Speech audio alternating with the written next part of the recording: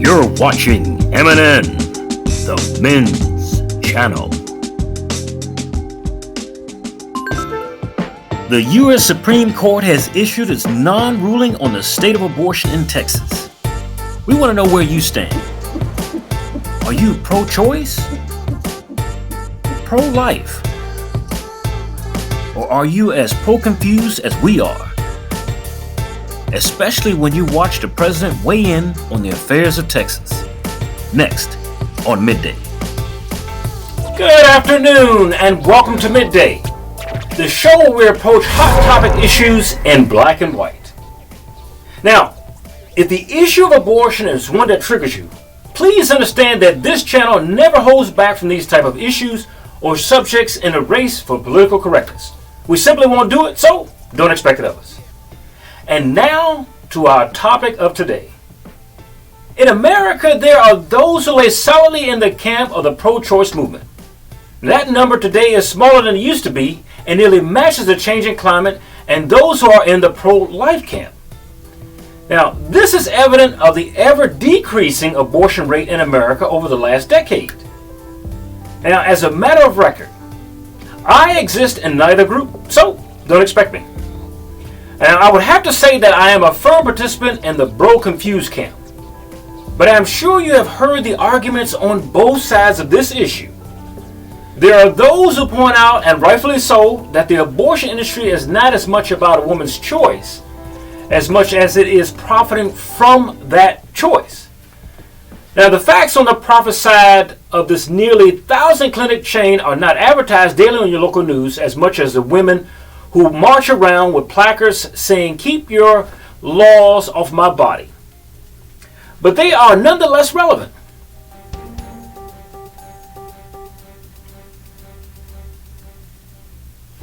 Last year alone in the United States, the abortion clinics had a combined annual revenue of some $1.3 billion. That's 1.3 billion with a B.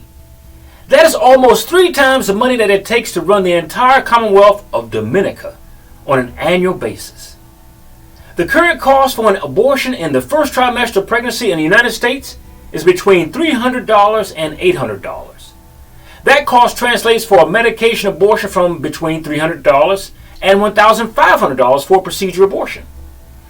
Now, in the year 2018, a total of 591,000 abortions were carried out by women as reported to the CDC from 49 reporting areas.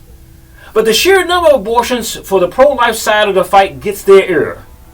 You see, they insist to the pro-choice movement that if a woman just used protection, closed their legs more often, or abstained from sex entirely, then these numbers would be reduced. Now, although well-intentioned, this type of thinking about people who are not thinking when they are horny will never produce the changes they want. It won't happen. We have 2 different type mindsets between sex and non-sex people. Now, as human beings, we operate off 2 different chemically driven mindsets, like I said before. The one being our rational cognitive mindset on the right side of the brain, and the other our irrational Neanderthalic mindset on the forward left side of the brain. So when a human being is sexually aroused, their mental faculties turn off, and in that instance, a person is ripe to get pregnant, herpes, AIDS, or a plethora of other types of diseases that come from not using protection. But if you catch that same person on their game, on their rational mind, they make conscious decisions for them when they are not aroused sexually. They think on their feet. Now, beyond this, the only thing that shuts down both mindsets is anger. In the energy of anger, someone you may have thought of as sexually attractive just a minute before can be seen as a non-sexually arousing person if they make you mad just once. Now, on the other side of the coin, you have the pro-choice movement, who insists that by protecting a woman's right to choose is somehow attached to all of the constitutional rights. Now, this one particular group says that every woman should be free to choose what she wants to do with her body, but that same group refused to hang around long enough after the woman is devastated by that particular choice. Now, they refuse to understand that many women who once had abortions will get pregnant again in the future purposely to try and replace that life that they had aborted because they feel They feel bad enough about that particular decision. They don't know that. So either way, both groups don't address the insanity of the situation. A situation that birthed so many school-age girls into a psychological mind dysfunction just by sending her in the company of her peers in any given public school. Now, in the bro confused category, I will have to address the fact that abstinence isn't working in one camp. And in the other, that people refuse to wear protection because they can't feel anything.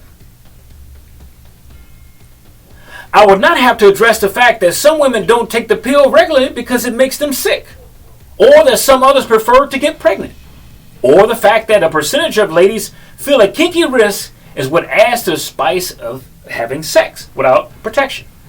Now, I usually wonder why people overlook the broader issue, and that is everything else except the abortion itself.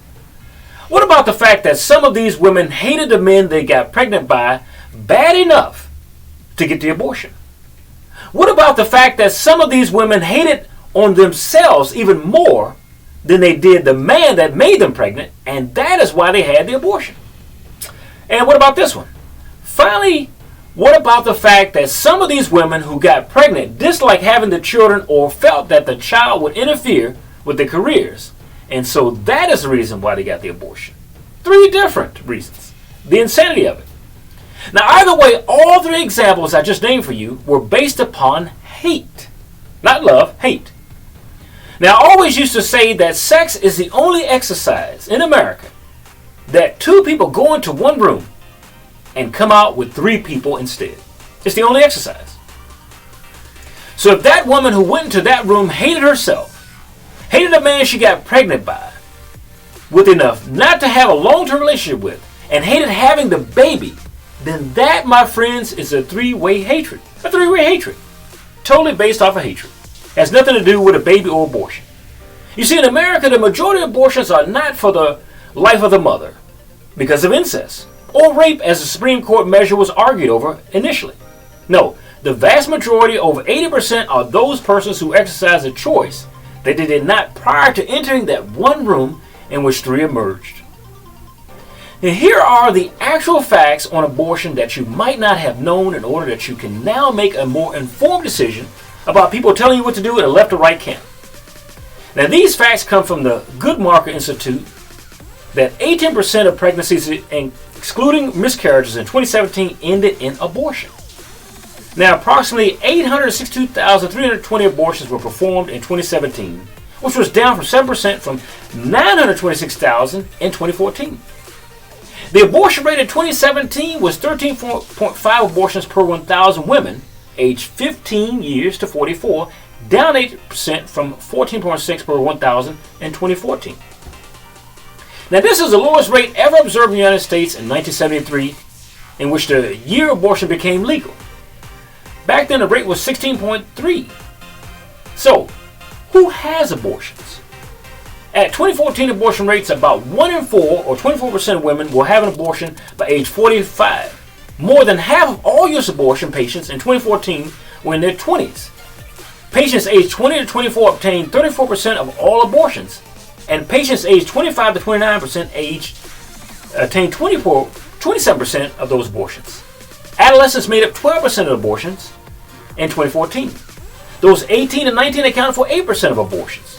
15 to 17 years old for 3%, and those younger than 15%, 0.2%.